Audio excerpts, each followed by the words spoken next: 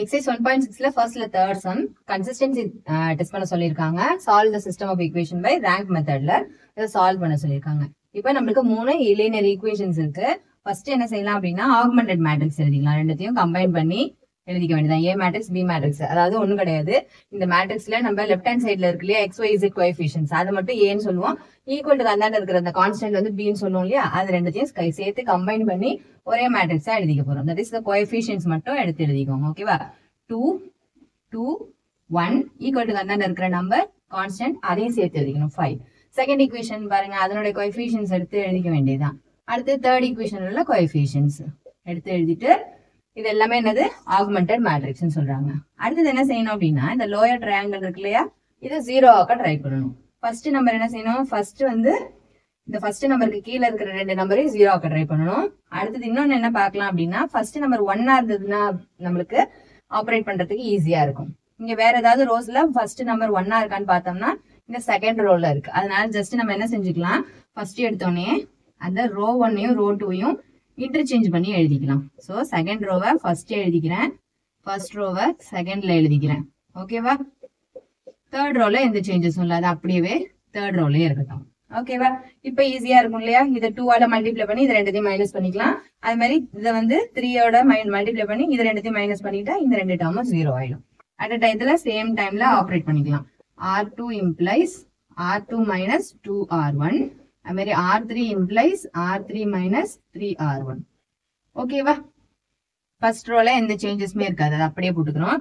அடுத்தது பாருங்க R2 minus 2R1. R2 எடுத்து எழுதிங்க 2 2 1 5 minus 2R1ங்கிறதுனால minus 2ஆலே மல்டிப்ளை பண்ணிக்கிறேன். அப்ப என்ன ஆயிடும் -2 -1 into -2 plus 2 ஆயிடும். அடுத்தது 1 into -2 -2 1 into -2 -2.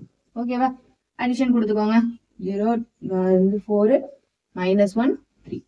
இப்போ என்னோட நியூ R2 இதுதான். அதை எடுத்து R2ஓட பொசிஷன்ல எழுதிக்க வேண்டியதான். அதே மாதிரி R3 கண்டுபிடிக்கணும் இல்லையா அதுக்கு என்ன செஞ்சுக்கணும் R3 முதல்ல எழுதிக்கிறேன். அதுக்கடுத்து என்ன செஞ்சுக்கிறேன் -3 times R1 இருக்கு இல்லையா அப்ப R1 -3ஆல மல்டிப்ளை பண்ணிடுறேன். So 1 into -3 -3 -1 into -3 plus 3 1 into -3 -3 1 into -3 -3.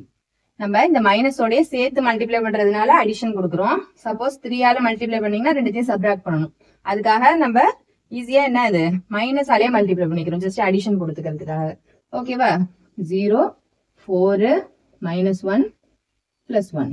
Okay, இப்ப அதை எடுத்து கொண்டு போய் எங்க எழுதணும் என்னோட தேர்ட் ரோல எழுதிக்க வேண்டியதுதான். ஓகேவா?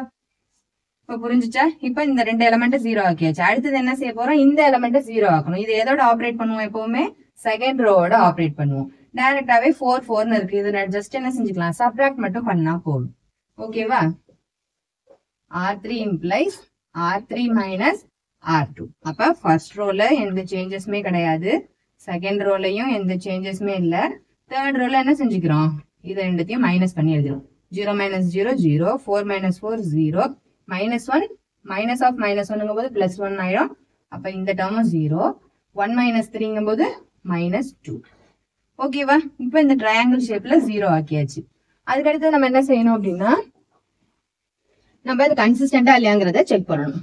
ஓகேவா? அதுக்கு நம்ம ரேங்க் எழுதணும். ரேங்க் எப்படி எழுதுறது அப்படின்னா நம்ம இந்த ஹோல் பார்ட் இருக்கு இல்லையா அந்த ஃபுல் மேட்ரிக்ஸ் இருக்கு இல்லையா அதுதான் நம்மளோட ஏபி. ஓகேவா? ரேங்க் ஆஃப் ஏபி கண்டுபிடிக்கணும்னா எத்தனை நான் ஜீரோ ரோஸ் இருக்குங்கிறத கண்டுபிடிக்கணும். இந்த ரோல எல்லாத்துலயும் நம்பர் இருக்கு, இந்த ரோலையும் நம்பர் இருக்கு, இந்த ரோலையும் அட்லீஸ்ட் ஒரு இதுல நம்பர் இருக்கு. அப்ப 1 2 3 மூணுத்துலயுமே என்னது நம்பர்ஸ் இருக்கு. அதனால ரேங்க் ஆஃப் ஏபிங்கிறது என்னது 3. ஓகேவா? ரேங்க் ஆஃப் ஏபிங்கிறது 3. அடுத்தது ரேங்க் ஆஃப் ஏ கண்டுபிடிக்கணும் இல்லையா ஏங்கிறது என்னது இந்த 3 x 3 மட்டும்தான். இந்த டேர்ம் கான்ஸ்டன்ட்ஸ் கிடையாது, இந்த 3 x 3. இப்ப இந்த 3 x 3 மட்டும் நம்ம ரேங்க் கண்டுபிடிக்கணும். பாருங்க இதுல நான் ஜீரோஸ் இருக்கு, இதுல நான் ஜீரோ எலிமெண்ட் இருக்கு, இதுல நான் ஜீரோ இல்ல. அப்ப மொத்தம் ரேங்க்னா என்னது நான் ஜீரோ எத்தனை ரோஸ் இருக்குன்னு பாருங்க 1 2 ரெண்டுத்துல மட்டும் தான் நான் ஜீரோஸ் இருக்கு. ஓகேவா? அப்ப rank of A is equal to 2. இப்ப கன்சிஸ்டன்சி செக் பண்றதுக்கு என்ன பண்ணணும் ரேங்க் ஆஃப் ஏவும் ஏபியும் ரேங்க் ஆஃப் ஏவும் எப்படி இருக்கு அதனோட ரிலேஷன் எப்படி இருக்குன்னு பாத்தீங்கன்னா வேற வேற இருக்கு. அப்ப நாட் ஈக்குவல். இதுவே நாட் ஈக்குவல்ங்கும் போது நம்ம சால்வ் பண்ணி ஆன்சர் எல்லாம் கண்டுபிடிக்க முடியாது. Therefore, the system is inconsistent. The system is inconsistent and has no solution. இதுக்கு சொல்யூஷன் கண்டுபிடிக்க முடியாது. No solution. ஓகேவா?